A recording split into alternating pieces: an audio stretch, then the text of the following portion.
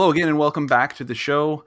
I, of course, am your host, Jack, And it's your boy Josh. and we are back with another episode. This week, we have a very special episode. Our first special guest is joining us, and we're going to introduce him in just a second. We're very excited, um, obviously, to have somebody else that is passionate about movies. And yeah, we think you're going to like this episode. So, super excited about that. But first, before we go any further, this episode, of course, is sponsored by our friends at Jury of Wolves. Shameless promotion. Obviously, wearing the hat, wearing the shirt. Josh is always wearing the gear. You can get 10% off your order using the discount code Hope You Hate It. So do that if you need cool gear. More importantly, what's coming out, what has come out, right? We're 2 episodes into the House of the Dragon.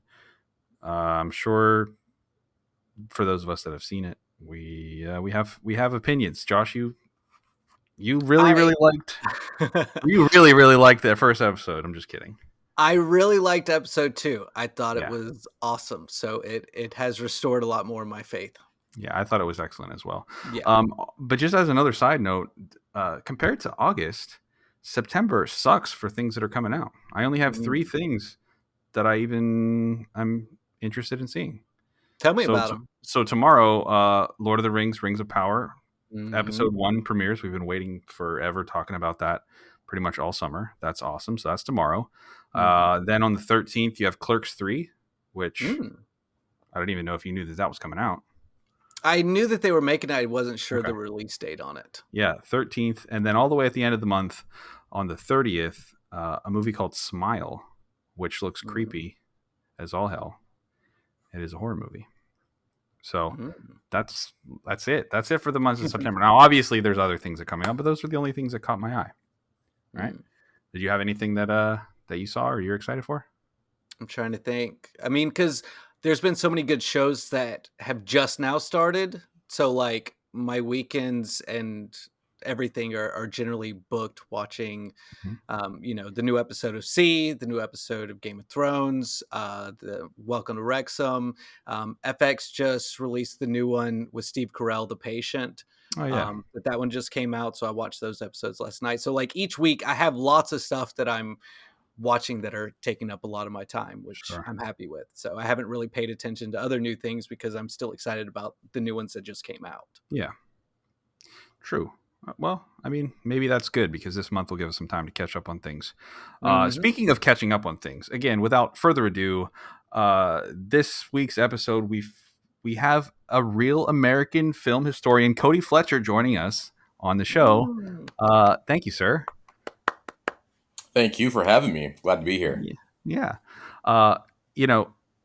Again, as I mentioned, whenever the episode started, we're excited to have somebody else that's passionate about movies, and even more so from a different, from maybe a different viewpoint, because you like a lot of movies that, although I agree are good films, they're not ones that I'm like all gung ho about. And several of them you've told me, and I'm like, yeah, it's a great movie. But you're like, no, but really, like, this is a great movie. Yeah. So why don't you take a few minutes and tell us a little bit more about your like movie background? Sure, absolutely. Again, my name's Cody. So my movie background, I used to do a lot of reviews back in the 2013, 2014, 15 years.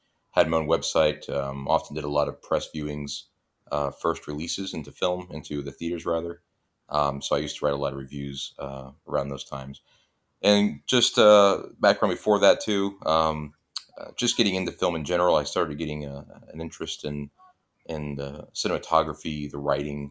And I think I became more immersed and just became more of a critic, not to turn down films or anything, but just become more observant of the talents behind the screen, what was done to create a good story, a good character, and to wrap it all in a good package to make a good film. And once that turned on, and once those radars were active in my mind, it just became a passion, and it hasn't left me since those times. Yeah, I mean, I think it's interesting, probably from our point of view, because we're around the same age ish, right? All three of us are kind of around the same age, so we kind of grew up in what I consider to be like a very unique time frame for film in general, right? There's just so many classic movies from the mid 80s to the mid to late 90s, and obviously there's been a million fantastic movies since the year 2000, but that span of 15 years I think really shaped how I looked at movies, and probably you could probably say the same thing. To really, by the time you're you know really getting into critiquing and reviewing movies in 2014, 2015, like you said, you have a very unique perspective, I think, like the both of us, when it comes down to it. Yeah, absolutely. Yeah, for um sure. w- yeah, what are a couple of the movies that are like your favorite? Ones that really grab me, it's going back to just the how much the actor can bring you into the character, Mhm. um, and the story, the writing. I think if you have any good kind of body of work as far as a writer goes into a screenplay, sometimes the writing can make the actor, not always the other way around. So some of my favorite films, gosh, it's a loaded question, honestly, when you're in this Yeah. category of obsession and interest. But movies like The Awakening with Robin Williams, any Mhm. kind of good dialogue films, Good Will Hunting, both happen to be Robin Williams, but The Hmm. Reverend with Leonardo DiCaprio, Oh any yeah. kind of deep, immersive character development in a film can really just pull me in as long as the writing's there.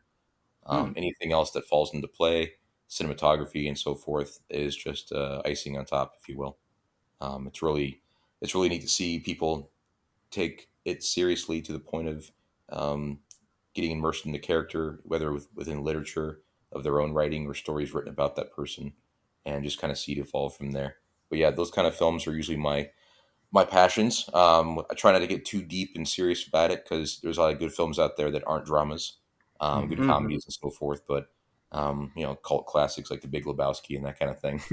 But Yeah. when you get into this kind of filmmaking where you're trying to make something that's worthy of a Best Picture, Best Supporting Actor, or Best Actor in general, in a leading role, um, these are the kind of films that usually conjure that and make that possible for those kind of people. And Yeah. those movies just seem to be the ones that pull me in, Hmm. that I like. Nice. Very cool. Again, I think it's like it's very unique because as much as I absolutely love being immersed in a film, I love the cinematography aspect of it. I mean, that's another thing that you and I have in common, the Right. photography side of things. Just looking at it from how a scene is shot and how they set it up and how they execute it is so it can be absolutely incredible. It can be a story in and Yeah. of itself just to capture For one sure. singular scene. I still kind of go into movies with like this kid's awe where like I don't, especially with the first watch through, I am so on the like the side of I just want to be entertained because it should be this big spectacle that I Correct. try to not break it down in a is this film a 10 out of 10 for dialogue, a 10 out of 10 for cinematography, but try to experience it as a whole.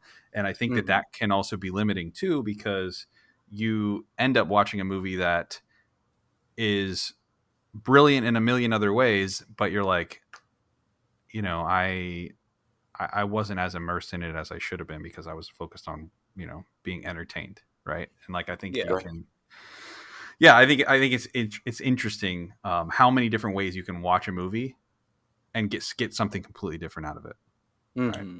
For sure. And sometimes I think you can't turn it off. It's when I go see a movie, you really have to be cognizant of what you're doing as a film buff. Do I want to keep those sensors on? Do I want to be focused Mhm. on the little things that I shouldn't really be focused on, and Sure. just enjoy the movie? I think it Jurassic depends on. Park. I think yeah, exactly. I think it depends on what I'm seeing too. I think Yeah. going back to seeing Top Gun recently, Top Gun Maverick, Yeah. and what they did with the old story, kind of washing it and making it a film anew Hmm. and creating a new element to the film. A little more drama, a little more of a love story, but nothing too 80s cliche. They kind of got rid of Sure. that a little bit, but kept some of the original story. And then, and thinking that film is where I was able to turn it off a little bit. I couldn't help but notice a lot of the shots of the of course, of the IMAX films inside the cockpit of the actual jets, and a lot of the Hmm. advancements they made since the 80s. Those were hard to ignore, and stunning shots and videography and that kind of thing. Um, but also, I can't help but have it turned on at a very high volume when I see films reluctantly, like 50 Shades of Grey. So Sure, there's some sure. films that were maybe Yeah. I wouldn't have gone normally, but being in that at that time when it came out, I felt the need to go and to write about it, and it was hard to sit through it. Found myself Sure. often surfing on Amazon's app looking for the best deals in the middle of the film, in the back of the theater, being Yeah, yeah, cognizant of my people around me. sure. But yeah, it was you kind of whatever film you go into, and we've talked about this before too. But going in to see an '80s action film, or going to see a drama that came out 2 years ago, I think it's your radar will kind of detect kind of decide what you want to do and what kind of viewer you want to be. Sure. So Yeah, I think it's interesting that you brought it up in the way that you did. Obviously, given the topic that we're going to be discussing, I think that the way that you look at films and what kind of draws you to your favorites makes you a perfect person to talk about kind of the overall arcing theme of what I wanted to discuss, and that is method acting and how some of these roles that we see actors get into, how it affects them mentally, and how deep they have to go to get into characters. Um, it's a very interesting art, acting, right? Like you Mhm. right, think that it's okay from an outsider point of view, like, okay, well, you're just that this person has a nice to look at face, and they're standing in front of a camera and they're reciting lines, and they're but like so much goes into, like we mentioned, the cinematography, the shot, the setup, the all of the stuff that goes into even shooting the scene, and then the person has to put on the show, has to act, has to say the lines, has to give the inflections in the voice, has to make the little twitches in their face that really sell what they're trying to do, right? And that Mhm. is ultimately what draws you in. And these actors that are diving so deep into their roles that they themselves have a hard time getting out of it makes Mhm. for an even more intriguing story, but also sometimes to their own detriment.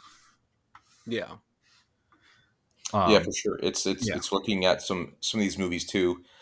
Um, you look at, I think the one that comes to mind for a lot of people, and Josh and Jack, you guys too. It's this Heath Ledger right off the bat. sure. There'll be Mhm. others from the '80s and '90s that you can go back to. But method acting in general, the gentleman, his name escapes me at this time, but the one that was in Hereditary, the young gentleman, Oh yeah. he Yep. ended up being in the movie Old as well, the beach Hmm. movie, a nice Yeah. Shyamalan film. Sure. So these are the things that you get extremely immersed. You get into a character, and if you've ever looked into dabbling into acting and got into some of these schools too, it's interesting to see how they teach you and what they want you to learn. Hmm. But you do have to get immersed into a character surrounding a thought process that this character would only know, and you have to put yourself in that person's life, and that person's life might have been active in the 20s or 50s or in modern day, whoever the character may Mhm. be. But to get immersed, a lot of these actors can't jump back and forth at a moment's notice. With Jim Carrey and Andy Kaufman and Man on the Moon, Oh Mhm. yeah. these are roles that he never left, in the trailer, um, and behind scenes, in front of the screen, in front of the camera, rather. He never left that character, Andy Kaufman. His daughter, Andy Kaufman's daughter, this is interesting. Andy Kaufman's daughter in real life came to the set of Man on the Moon to visit Jim Carrey because she never got a chance to meet her father. And he never left character because he was so immersed in Andy Kaufman. Um, she was basically meeting her father for the first time, which is a very unusual approach Yeah. for that situation. But hearing that story and more like it too, it's interesting to see how actors will go so deep, often at a detriment to their mental health or Yeah. physical health. 100 Yeah. pound swings in weeks, and total immersion and isolation from society for 6 months to 8 months. And in getting out of that dark hole can be just as difficult as if the person was actually going through it in real life.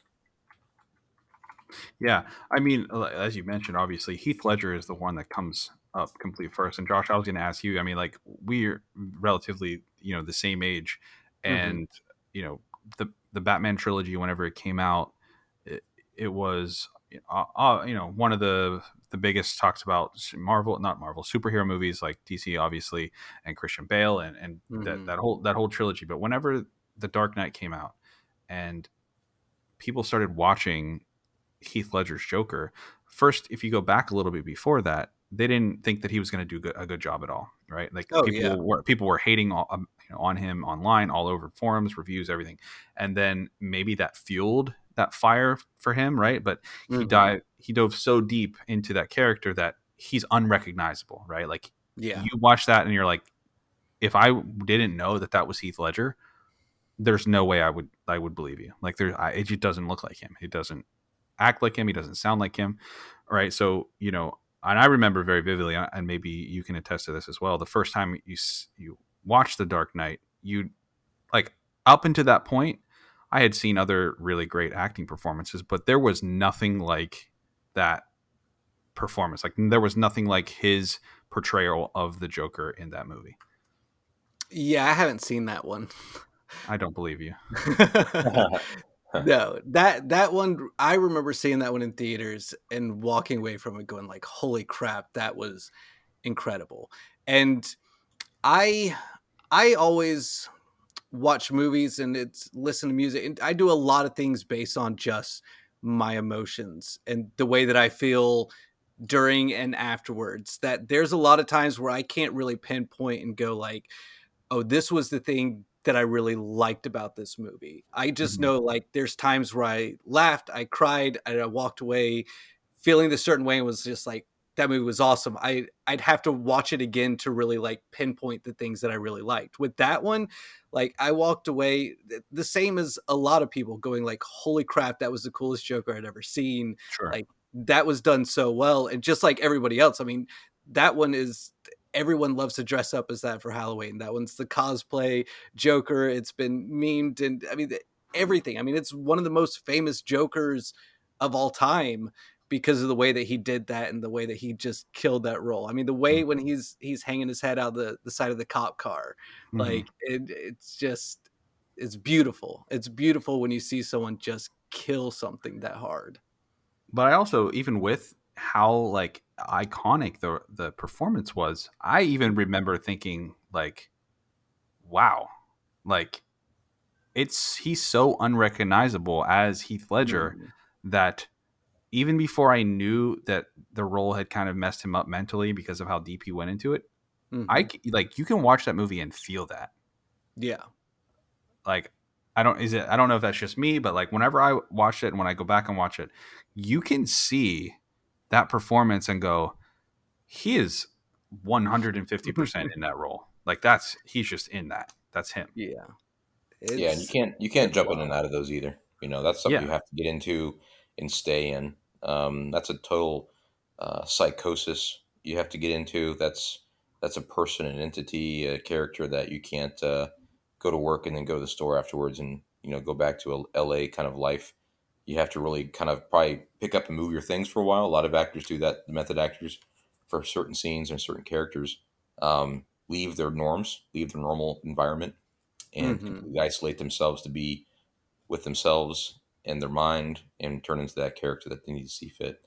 And again, just getting out of that scene, like you mentioned, if it mental health illness issues with Heath Ledger, um, he turned it off, or he tried to a couple times from some of his family told us, and it's one of those things too where it's kind of scary to think that you go so deep into a character and then when you try to get out, a lot of actors will fear they can't leave that person.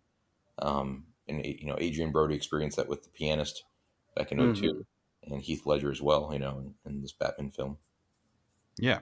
And you also mentioned too, body transformation. And whenever I think of that, I think of Christian Bale in The Machinist, Yep. where he Mhm. lost 62 pounds for that role, and then I think immediately after that, maybe not even 8 months later, he was playing, I think, Dick Cheney in a movie, and like Yep. put on 100 pounds for that, like 150 pounds over. So he, in the span of like a year and a half, he went from being like 200 pounds to 120 pounds to 250 pounds. And like, not only is he going through these like major body changes, but he's also taking on these psychological roles where you're not just doing that for the physique, but also you're diving into a completely different character. So you have this broad spectrum of method acting that is not just covering, like we mentioned with Heath Ledger, mental and diving in, but also physical too, right? And you're going Mhm. from one side of the spectrum to the other just to pull off a character and to stay in character to make a movie that's watched by the public or whatever. And I mean, that's your career and that's what you're doing. But like, there are some roles and some actors that just they take it and then they go 5 steps further and then 10 steps further in order Mhm. to make it work and to make it believable. Yeah. Um, Bill Skarsgård's another gentleman that comes to mind too for Pennywise in the movie It, Oh, Yeah. sure. playing the clown. He had at the time he had some friends at his house, which made it really interesting. Trying to get into character for this psychotic and evil clown character, but he would often spend many hours in front of the mirror in his bathroom, morphing in physically and emotionally into this character, becoming dark, becoming evil, and trying to make the body language fit the emotions of that character. Hate, resentment, Sure. So, Yeah. and it was really neat to see him do that. And on the way to Yeah. the audition, he never left the character. Which made it awkward for Cabby. Have you But seen him do the smile without Yes. makeup? yeah, It's yeah, so good. yeah. Yeah, his Dude, Very it's casting creepy. video was unreal. fantastic. Well, because he can make that one eye stand still while he moves the other one, and then he Yeah. does the smile. Oh gosh, I get chill bumps thinking about it. He was I perfect. I got a secret. Turn it to a secret. I Oh thought man, that it's most wild. of that smile was like, Mm. CGI, Oh was yeah. makeup and stuff. I think he was on, I think I saw it, like him do it live on, like, I don't know, Conan. Jimmy Kimmel or a Conan, yeah, one of Mhm. them. And like he curls that lip down and pops the front lip out and then curls the sides of his mouth up. And I'm like, oh my God, it's Yeah, real. Like his smile is real. That's not he's CGI at so good. all. Mhm. That's That's amazing. unbelievable. I again, just going back to the dedication that it takes to go that deep just to pull off a scene. I have immense respect for actors in general, but also these specific kinds of the method acting that really takes commitment, that really takes sacrifice in order to make something believable, so that when you watch it you go, oh, I believe that is a person that's been living in the wilderness all their life, or a person Mhm. that is actually a psychopath, right? Like you believe that and not just go, okay, I'm watching a movie, and again, entertainment factor, right?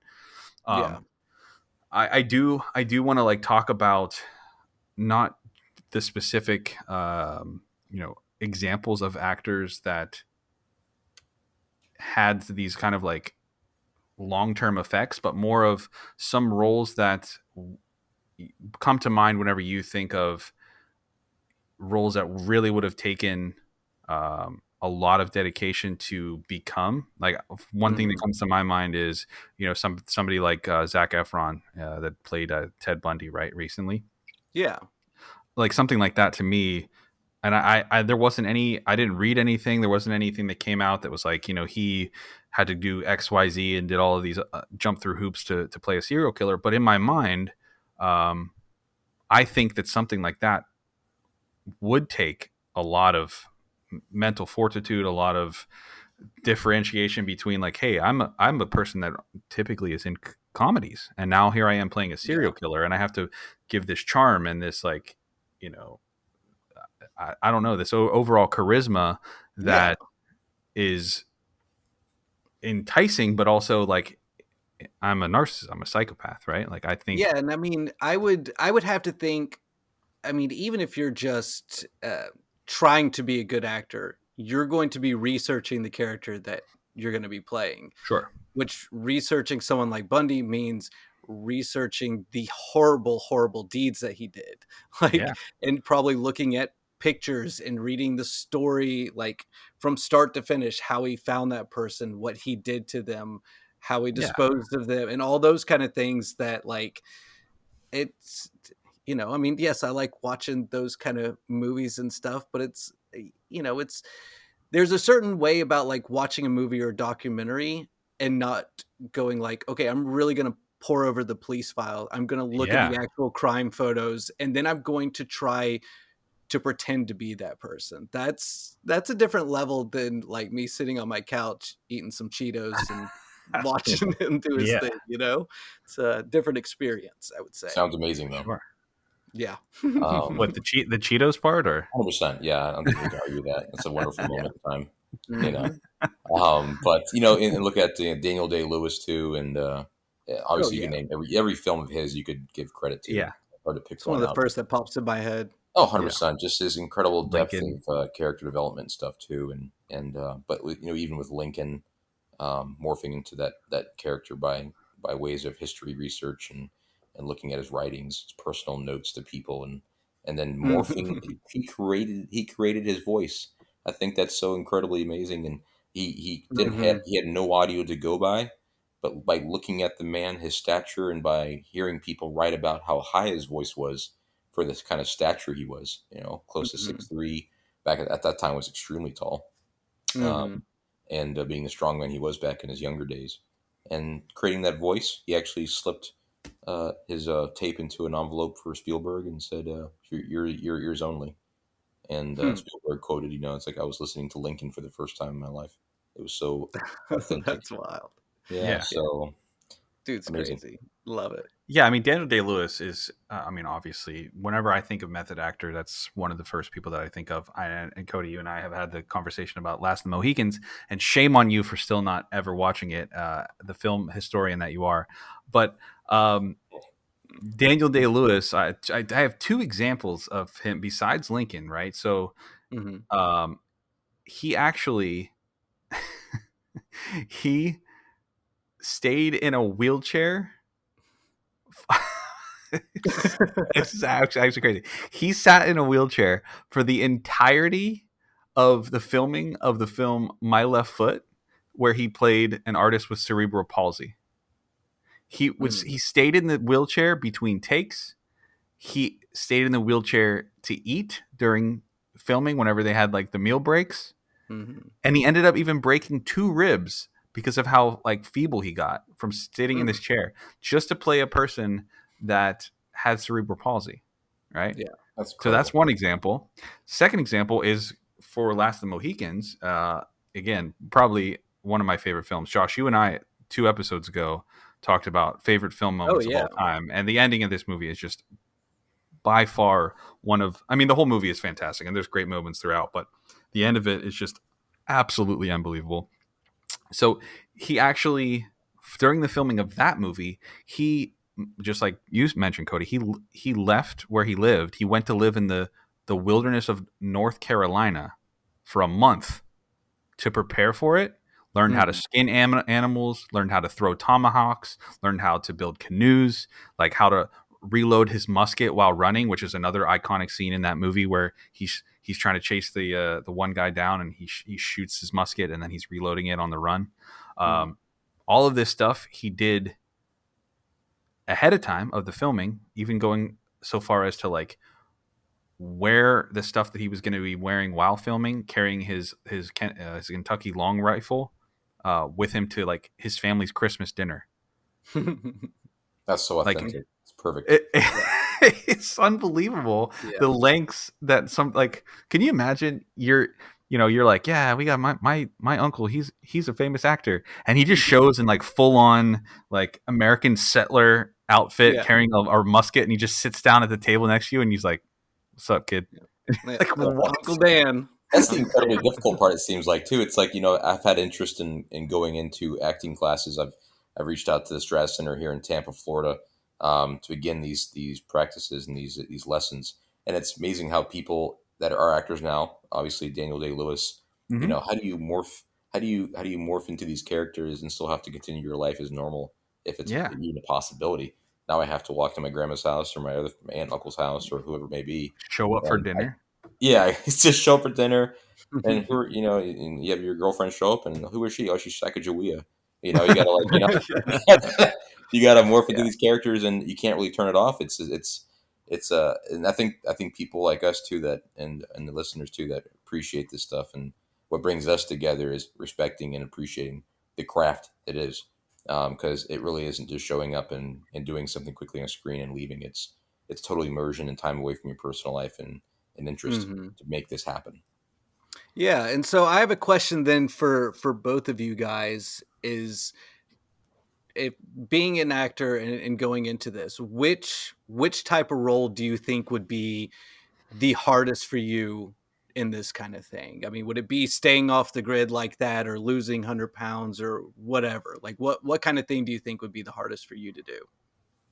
Cody, you can go first if you have an Sure, answer. absolutely. I think the rapid weight loss would be a challenge, for health reasons too. I mean, Mhm. Christian Bale took a huge risk in doing that, but on a personal note too, and I don't think I've even talked to Jack about Yeah. you Mhm. about this, but I've often practiced in alone time doing characters, and I've recorded myself on video. And I think it's a good thing for people that do that are looking at doing this for a career or even as a hobby on the local theater scale. Yeah. But seeing what kind of character you can be or morph into, and Mhm. recording yourself and then watch it going back again, play it back, watch yourself. And it's amazing if you get yourself into a character, but just a small percentage or a short amount of time, and you're still not there. It Yeah. will take longer, and now you understand why these actors go months. You have to figure out who you're going to be, what is your background, and who do I need to become, with mannerisms, my look, your Mm. the way your eyes look at somebody. It's like all these kind of things that have to play into a character. And when you look back, Mhm. and now you understand, like it's not so much narcissism; it's almost like a necessity to film yourself and watch yourself, or look in the mirror like actors Oh do, yeah. see what you Sure. look like. So I can only No. imagine, One Flew Over the Cuckoo's Nest or The Shining with Jack Nicholson, all these kind of characters he had to morph into and play, and then snap out of after a year. Yeah. Uh, absolutely. I think that you know, there's a reason why those are practices, like you mentioned. There's a reason why, you know, there's audition tapes, and you record one and you go back and you watch it and you go, yeah, that's not it. And you record it again and you go, yeah, that's not it. Or you go to an audition and there's 19 people out there and only one of them is going to get the part, despite them all knowing what the character is and them all having an idea of who that character should be portrayed like only one person Mhm. is going to nail it. For me, I look at it in a way of like, it's very natural for me to act a certain way or be a certain way. Like I like to be or try to be or like to think that I'm very authentic with my Mhm. like how I am. And I'm just, if it comes off as blunt or if it comes off as whatever, like that's just, I'm authentic. So I think that Mhm. in acting, if I had to play um, somebody that was evil or somebody that had like, I don't know, a severe mental illness or that was a psychopath or, as much as of a horror fan as I am, I think I would have a really hard time playing a villain. I Mm. think I would have a very hard time putting myself in a role like we mentioned, like again, going somebody like Zac Efron, who always played, pretty boy comedy, Mhm. whatever, and then saying, okay, this person is going to be a serial killer. Yeah, you can still be charming, but you murder people. You Yeah. are sick. You're twisted. You are thinking everything in the way of like, how can I manipulate this person? How can I, you know, get this person to listen to me so that I can murder them? Like all of these things that somebody that actually has mental problems or something like that, or is just straight evil, like if you're playing a role like that, I would have a hard time switching that switch, which is I think the Mhm. whole point of what we're talking about, this method Oh acting, that like yeah. when you make that move and you say, okay, this is the person that I'm going to play, or this is the entity that I'm being, and it needs to be played out like this, flipping that switch on to then start Bill Skarsgård, right? Like when he Mhm. becomes Pennywise, when does he flip that switch back off and then go home to his family and say, "Hey guys, Mhm. I'm back from work. Daddy's home." And he doesn't go, "Ooh," like, He like, just lives in the sewer yeah, for a month. like that. I think I would have the most Yeah. trouble with. So then which one do you think that you would like to attempt to do, or which role do you think that you would just absolutely kill? Like a school bully? Is that No, what you're saying? no, I because I don't think that I necessarily have like a mean, like I don't think I'm like a But you said I you could want be blunt. Yeah, I can, but I guess I also that's different than I think shoving that someone in the locker or whatever. I think yeah, not a bully, but more of Mhm. like a I think I would kill a role um like Steve Harrington in Stranger Things. Like Mm, like okay. kind of witty, kind of funny, but Mhm, just more like even keel, up for some action, but like also, like I can be a little sensitive, right? Like mhm. kind of that middle ground of I'm not the main action hero. Come on, got to go. Not Yeah. that guy. Mhm, but I'm also not like the meek, third character that doesn't do anything but make one wrong decision and get murdered up in the attic. You know what I mean? Like yeah. somewhere in the middle there. I think Well, I you would be heard it good at. here, Netflix. If you're season 5, you need somebody that Voiceovers, That's we anything. got a man for you. that's right. Cody, Mhm. what do you think you would crush? Honestly, my serious drama would be the better fit for me. It would Like be, Lincoln? I think, dark characters, Lincoln, those kind of things I can get really immersed into. So method Mm, acting is like something I really have a passion for, and I think it's a Hmm. really amazing form of acting. And I love the idea of getting immersed into somebody, knowing who they are, why they are the way they are, and who they associate with, and why they associate with them. And totally becoming somebody else for a moment of filming and for storytelling.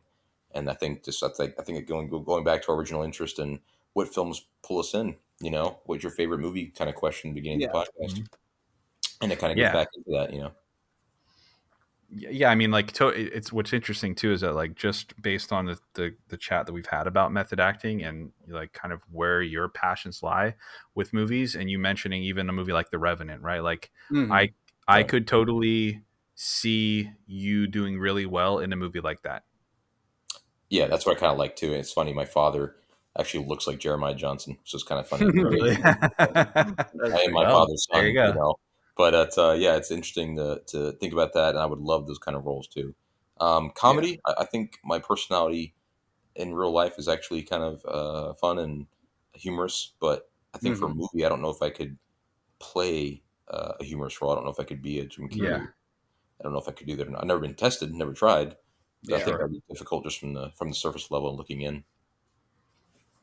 Oh, yeah, Huh. because those guys, especially, like, in a lot of comedies, they can be really really silly that it's like I mean, especially like watching Robin Williams do his thing. I mean, the way that he moves his face and his body, Jim Carrey the same way. I mean, they are over the top silly. Where it's like, Yeah, yeah, I can crack a joke here and there. I like to laugh. I like to be a little bit silly, but like they're like I mean, Jim Carrey was called like the rubber man because of Yeah, the way yeah, that he was yeah, able to yeah, do his body and his face and stuff like that. That I yeah, mean, yeah, that kind of stuff I think is a lot harder than people would originally think that it would be to be funny, you know? yeah, yeah. and a testament to Michael Richards too from Seinfeld. If you've Mhm. seen him Oh outside of the man. character of Kramer in Seinfeld, he's Yeah. not him at all. He's not even close to the Yeah, Yeah. no, character. he's racist. You're right. Yeah, yeah. Big caveat: racism and Mhm. and yelling obscenities. But yeah, Yeah. he's got an interesting background. You watch him in interviews; he does not like really talking to people. He's not very introverted, Mhm. Yeah. rude, kind of brush. So or brass rather. So it's Yeah. interesting to see him outside because once you see Kramer on Seinfeld, you're like, oh, I Oh can see man, him what in a person. classic. I mean, Oh, yeah. Seinfeld's so good. It's interesting. Again, you mentioned that you could see yourself even in a role like The Revenant. So my question back to you then is, so you can see yourself doing these darker, deep drama roles. Do you think that you as a person would have a hard time with the aspect of method acting that requires you to dive so deep into a character that you may not be able to flick that switch back off?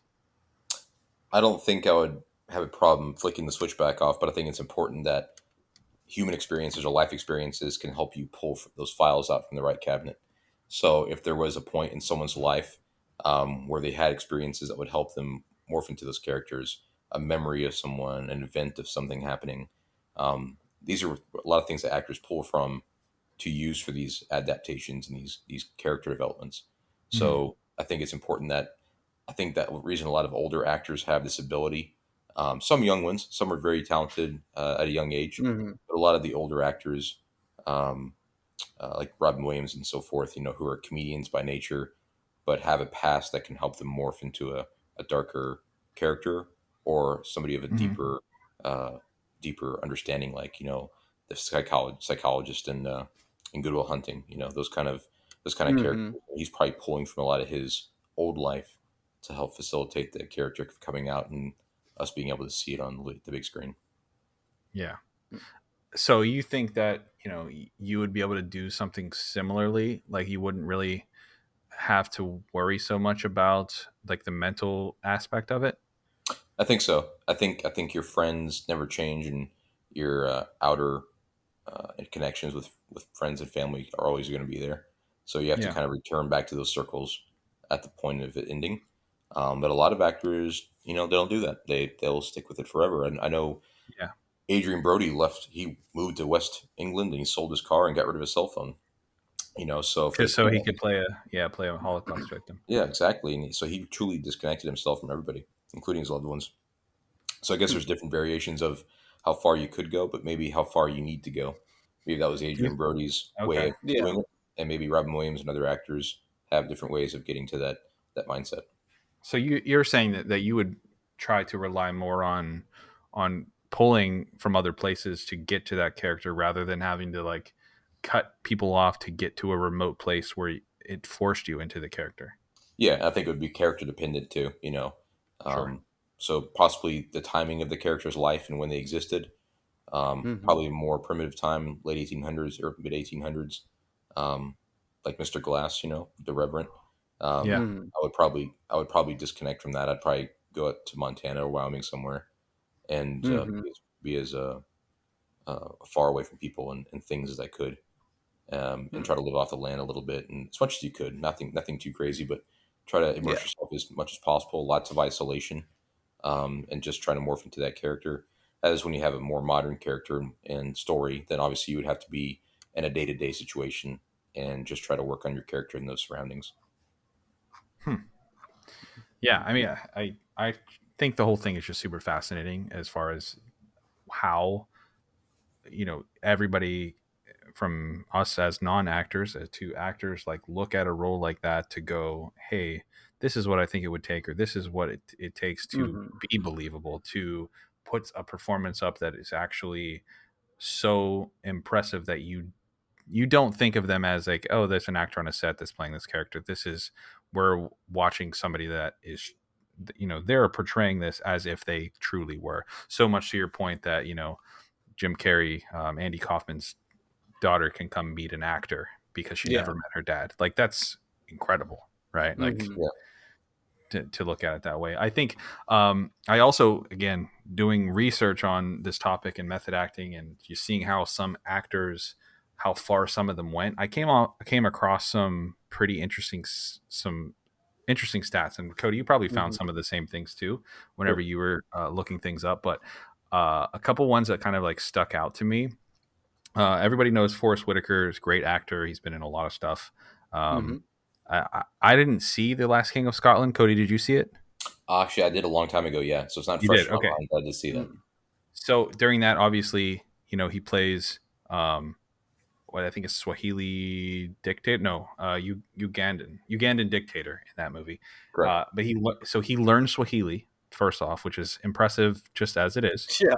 And then he ate nothing but mashed bananas and beans for the entirety of the filming and remained in his character, the dictator, Idi Mm. Amin, for the entirety of the filming. So if you like were to go up to Forrest Whitaker during the filming of that movie, he would have been eating mashed bananas and beans or Hmm. just acting like a Ugandan dictator. One of the two Yeah. was happening. And I just like stuff like that is surreal to me Hmm. because this man has a family, this man has friends, this man has Hmm. relatives, and I just can't imagine him at home speaking Swahili and eating mashed bananas and beans Yeah. in Yeah. between while they're filming. Like Yeah. I can't. Can you imagine his kids looking at their mom going, "Is Dad okay?" You Yeah, know, Yeah. it's got a weird is Daddy infatuation for okay? bananas now. Yeah, So it's Yeah, no, interesting. he's gonna be fine. Yeah, Um, he'll be okay, kids. yeah. Natalie Portman for Black Swan Mm-hmm. spent Oh, 8 hours a day training for like as a ballet dancer for ballerina Yeah. as a ballerina. 8 hours a day, the whole time. Mm-hmm. Like if I'm an actress, I'm like I'm in this for my face and because I can act in lines and stuff. I'm not doing ballet for 8 hours a day for months on end. She like ended up dislocating some of her ribs, and Mm. she was quoted saying she felt like she was literally going to die. Yeah, she lost toenails. Yeah. She had joint Yeah, issues, which is pretty common for a lot of ballerinas in the art of dance. And that was a great film, though. So nice you brought that up. That was an incredible film. yeah, Um, but Mm-hmm. like, yeah, method acting, like it's whew, it's tremendous. Yeah. And 8 hours a day. yeah, 8 hours a day. Even the immersion of Hugh Jackman and the Wolverine. Yeah, His physical transformation and sure. having to Mm-hmm. morph into that character. Um, Even that character was deep for him, which is interesting. I didn't think it would have to be for that, but he went pretty deep into it. Yeah. One of my favorite ones too that really you disconnect from the actual human is Javier Bardem in No Country for Old Men. Oh yeah, sure. Mm-hmm. Most believable serial killer He was I've seen so in film. awesome. He's incredible, and there's nothing Mm-hmm. but ice in that guy's veins in that film. Just Yeah. He was just as creepy in Skyfall. yeah, Mm. yeah, you're very Like right. he was unbelievable in that. Like Yeah, Yeah. as far as Bond villains go, he yeah, was unbelievable. Like he was so creepy. Like the part where he like because of the cyanide, he like takes out his teeth and his like Mm. face is all deformed and he's got these like glassy eyes. He looks like a shark. Like he's got nothing behind those eyes. It's just blackness. yeah. Yeah. I don't think he gets enough parts. Either he's not getting offered enough parts, or he's not saying yes to enough parts. But Yeah, maybe he doesn't want them because he just wants to just only do yeah, iconic stuff Daniel like Day that. But Lewis yeah, ooh, scenario. You know, yeah. Mm-hmm. pick and choose his battle. Didn't Daniel Day Lewis retire? Or did I I mishear think that? I think he might have, and then maybe he like came like he retired, and then like somebody gave him a script that he wanted like said yes to. I don't remember the full Yeah. story. Lincoln Um, was one of his last ones. yeah, A couple more since, but he's very picky about what he does, including Gangs of Mm-hmm. New York and those kind of films. And every time yeah, he plays a role, if you notice, it's always a very deep character. There's never sure, Mm-hmm. a very light screenplay or a soft story. It's always very dark, deep, and character involved.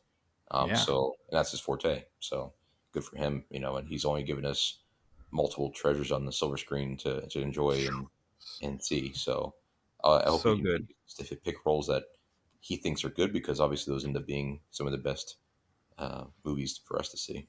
Yeah. Yeah. Another one to note, which I just thought was unbelievable, was Jamie Foxx in the movie Ray. Mm-hmm. He had his eyes glued shut for 14 hours a day during the filming of that, Yeah. so that he could That'd be the really, definition of really, acting right there. yeah, like 14 hours a day to pretend that you're blind. I would imagine that once they took that, like the glue off or whatever, that Right. your eyes would like actually be in pain because they were Oh, Mm-hmm. shut so, for so long. Because then Yeah. you're still going home and sleeping, so you figure not only are you sleeping, probably actors probably 5-6 hours, maybe whatever a day, and right. then Mm-hmm. going to set, and then your eyes are then shut for another 14. That leaves like literally 2-3 hours, right, of of uptime for your eyes in a day. That's Like, interesting. That's you would have to almost like just be in a dark room at all times for those transitions to be as easy as yeah, possible. yeah, and it also said that his colleagues would forget that he had prosthetic eyelids, and they would just like walk out of the room, Oh, and he would just be like, "Guys, Where'd you go? oh man, Oh man. don't leave me in it's here. terrible." That's absolutely terrible. And obviously, I'm sure you read about how crazy Robert Pattinson is. Like he's another one, like a Mm. young Daniel Day Lewis, because Yeah, I know that he gets a lot of crap for like Twilight and stuff, but his other movies that he's been in, Oh yeah. he is something. I've really enjoyed a lot of his stuff. oh, I don't know if wow. you saw the Lighthouse, but Yeah, he Mm-mm. he purposefully would like drink himself into a stupor and like make himself sick for the filming of that. That's amazing. Just Yeah, just that was to great. I mean, Willem Dafoe. just so that he would so that he could get into like that Madden, like so he would kind of seem manic. Yeah. Especially because that was the whole point of the movie. Like he was a sailor who was like losing the grip on reality. And then there was another one where he pleasured himself. And they left the cut in the movie, like it was from start to finish. And Ooh, they gross. Which movie is that? It was called Little Ashes. If not that you want to look that up or anything. Yeah, exactly. Yeah. Funny. Interesting. Oh, where can I stream this? Gross. Where can I find it? It's at AMC 24 this weekend. Okay. But yeah, that's amazing that he goes that far, and that's and Timothy Chalamet too, and these actors too that are just coming into their time. Seeing these characters or these young actors doing these kind of roles and taking these challenges on is really inspiring too, because of how difficult they are. There's actors out there like those two people and others too that are just giving the most difficult character, and that's what entices them. That's what intrigues them. How deep can they go in this character? I mean, a beautiful boy with Steve Carell and Timothy Chalamet. Not only a version of method acting on his part, Tim's part, but the drama role and seriousness that Steve Carell can portray. Going he's from phenomenal. Anchorman, where he loves lamps, all the way to being a loving father that had to let go of his son for the betterment of his life. Sure. So, and seeing that huge spectrum is ideally the kind of person, that kind of actor I would want to be. But the comedy part's always a struggle. But that's what I love seeing. I've probably seen the movie twice. Not a fun film to see, but on the same level with Manchester by the Sea, with Casey Affleck and that movie. And those are the kind of movies I do enjoy. I know it's not the most uplifting, but I do enjoy a good written story and a good screenplay. Well, even Steve Carell, as you mentioned, I mean, it's interesting because people do think of him as like, the anchor man, kind of like, he's a goof, 40-year-old virgin. But he does have the other side of the spectrum, like you mentioned, with the beautiful boy. But Steve Carell in The Office as Michael Scott is like, his acting in that is phenomenal. To play that character so spot on to the point where you are watching him and you are cringing, not in the way of like it's always funny, because some of the stuff that he does and says, it's not even like comedy. It's he's so good at being awkward and making it like this can't be a real person. Like, this guy, the way he's acting and the way he's portraying this character, this can't be a real person. Like, there's no way that what I'm watching is real, because this is so cringeworthy. But it's so convincing. Like, it's so convincing to the point you're just like, God, I could not imagine if this person was my boss or I had to work for this guy. And I think that it's funny because he's known for Michael Scott, but not known for Michael Scott because of how good his acting is for all of those seasons. Yeah, I mean, anyone in The Office. I mean, look at Dwight. Could you imagine him being any other way than the way that he is, on that show? Like, all awkward and stoic and not getting sarcasm. Like, he does it so well. I mean, all the characters in that show. I think that's why it did so well, was those guys were all they took a role that was kind of a sitcom that didn't have to be like as deep as they made it, and they really all knocked it out of the park. I have a lot of respect for that.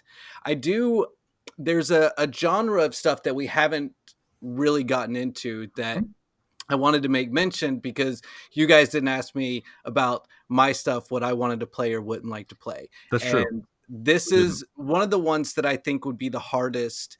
Is like, I like the kind of movies where a person, generally like a young boy or something, that has some trauma in life, joins a gang and ends up, going through that kind of, they kind of have that arc where they go into the dark side of that stuff, and then their character, kind kind of sees where they made a mistake and kind of right their ways. An example of that is like American History X. Mm-hmm. I think that would be one of the most difficult things to get into, to like as Edward Norton. I mean, not To be only a racist. did that dude jack himself up and get massive, but then like you're constantly every day getting swastikas and all that stuff painted on your body, possibly on, I mean, like some of these guys, they have it on their face and all this kind of stuff. They have to walk around set like that constantly. Like, how far can you method act with that stuff and not get like Shot, beaten up or shot like on set by like turning to a cameraman and saying something and be like, no, I'm pretending to be this character. It's like, that's, I'm not cool with that. Like, I don't know, that one to me seems like it would be the hardest. I mean, like being in a Tarantino movie, that guy likes writing some crazy languge for Sure, people, and it sure. would just like, even though it's like, I can't yeah, say that. I would be in a movie. I It's like, can't say that. I'm not going to say that. He's like, no, it's cool. I wrote it in the script. It's like, I don't care. I'm not saying that. Like that kind of thing, I think would be very, very hard for me personally to get into. And I don't know how a lot of these guys are able to kind of go into those roles. Like I said, I like a lot of those movies, like American History X, I thought was fantastic, but to do that's got to be rough. Like filming, acting it out, like editing, being in the editing room and having to like, some of that stuff is just, it's wild. It's crazy. Yeah. Sure. The language in Hateful Eight was incredible. So, yeah.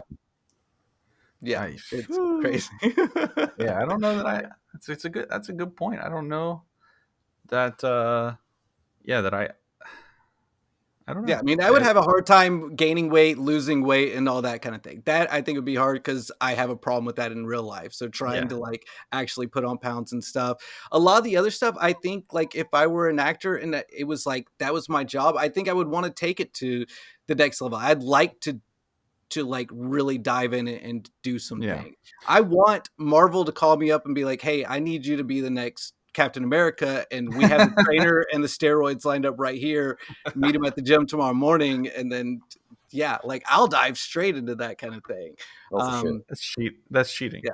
I think well, I think it's interesting because in some of the research that I did about like method acting and actors that took it, to the extremes, a lot of comments that I saw were like, method acting is great and method acting is phenomenal, but at what point is it like no longer method acting, right? Like at what point do they just become this character and it almost goes too far? Like you have examples of Jared Leto, right, as the Joker, being weird and just like getting so far into his character that he's sending like dead fish and gag gifts to the other actors, and like he never takes his character off and he's like talking to them as the Joker and like prank calling, like things like that. Yeah. Where you're like, yo, it's okay to like dial that back a little bit. And how does somebody like him not understand or know that? And like somebody like Daniel Day-Lewis can go sit in a wheelchair for 6 months and like not be weird to anybody, Yeah, for sure. Yeah. Separate those transitions. I agree, and I guess those are things that you never be able to tell until you actually go through it. And Daniel Day-Lewis is probably a perfectionist at his craft too, and just watching him in interviews speak about how he's done certain roles and how he's morphed into these roles, it's just so interesting. And I could listen to that guy forever talk about acting. Sure. Inside the Actors Studio with Daniel Day-Lewis is probably one of my favorite pieces. To hear how deep he goes into his art and his craft and finding those characters and those voices that he portrays. So you think it is more like the attitude towards the role, where like maybe Jared Leto he comes at it like more immaturely, like I'm going to do this and be this Joker character and act like goofy and stuff like that, and not actually that he's diving into the character, but he's acting like that character. You know what I mean? Like it's a little bit different than becoming that person than being like, oh, I'm going to act like the Joker and prank my coworkers and send them gag gifts like the Joker would. Like maybe that's really where the distinction comes. Yeah, I think so. Yeah, for Yeah, sure. because something like that screams to me, like I mentioned, immaturity in the craft. Whereas you can compare somebody like Daniel Day-Lewis that takes everything so seriously, but seriously to the point of his own role, right? Like his own attitude towards it, and not I'm going to take this seriously and I'm going to be, a jerk Yeah, and because I'm what my who knows what character they will have do. to pull from too. Like, Sure, does Daniel Day Lewis have a deeper well of emotions and life experiences to pull from to form those characters? And hypothetically, let's say Jared Leto doesn't. hmm How does he discover that character? If he reads about it, does he understand it? If you read the character's person who he is in the film on paper, can you recreate it without that and having that depth or experience or yeah, knowledge in life? So that's a good point. How can Daniel Day Lewis do it, but a 22-year-old kid, fresh out of Juilliard in New York, can he do the same sure, thing? sure, One's pulling from life and able to find those emotions because he's been through them, and another one's trying to emulate or mirror for what he's been told it's like. sure. Which I think, I mean, we know explaining what something like if I told you this is what, like we were mentioning earlier, I was craving a Big Mac today, right? Now, if I told you this is what the Big Mac tasted like, and you were like, oh, okay, I'm going to try to emulate what it felt like to eat that Big Mac. You didn't eat a Big Mac today, so you don't have that experience today. You only have what I explained to you, right? And so me, I ate the Big Mac. I have a real world experience today of eating a Big Mac. Maybe it's the same thing. Big Mac equals method acting confirmed. Yeah. And here I am opening up the Uber Eats app to take care of that plate. Oh So, yeah. And Big Mac. And now and I method acted you into getting a Big Mac. Oh I'm no. immersed. I'm totally immersed in your screenplay right Yeah, now. yeah, Sounds see? And fascinating. that's all because of my method acting of craving the Big Mac and going and getting it and just yeah, I dove Express deep into that. delivery. 100%. Yeah, Yeah. Beautiful. that's That's very so cool. funny. 2 thumbs up. Two thumbs up. um, two thumbs up from Siskel and Ebert. Absolutely. Ebert. Ebert. Ebert.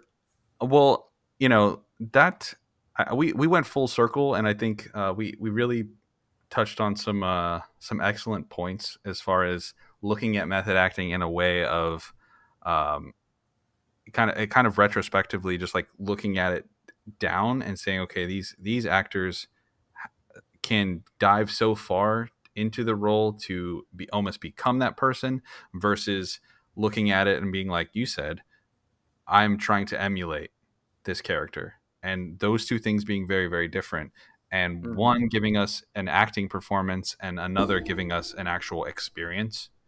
And I think that that really differentiates the two. Oh, for sure, absolutely. And just on a side note too, for a lot of your listeners and yourselves too, just obviously this passion that we all shared, Josh and Jack and stuff too, and all the listeners too, is just make sure to keep the theater alive. Keep going to films, participate in your local your theater shows. There's a lot of local historic theaters that are still showing old and new films. Just try to stay active in those circles and keep that going because the generational gaps have to stay filled and keep these places going because I think it's one of the most important experiences, not just the film, but where it's seen. Sure. I mean, for like you mentioned, immersion, there's reasons why we like going to specific theaters, why we like going to a specific experience. There's a reason why in my new house, I'm going to be building a theater room so that every time I watch a movie, it will be at the max immersion that I possibly can get, because there is nothing like watching a movie and having nothing else going on, having full immersion in the sound, the screen being as large as you can possibly see from wall to wall. There's nothing like doing that when you're watching something for the first, second, third, 10th time. Like you can't beat it. So I definitely 100% agree. That's really all the time we had for this week's show. I would like to thank Cody for coming on and being our very special honored guest. Thanks so much. Yes, thank you Thank guys you for very having me. much. Appreciate it, Josh and Jack. Thank you so much. Yeah, for sure. For everybody else, you can find obviously this if you're listening to us on Spotify or Apple, or even if you're on YouTube, vice versa. You can find this wherever podcasts are available. And as usual, check out the TikTok. We post clips and daily, I should say daily, but Josh has been slacking this week. So apologies to everybody that's been waiting for My new bad. reviews. Yeah, it's all Josh's fault.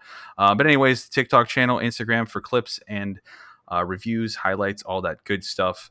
But from us at the Hope You Hated podcast, thanks for listening and enjoy what you watch. Later, taters.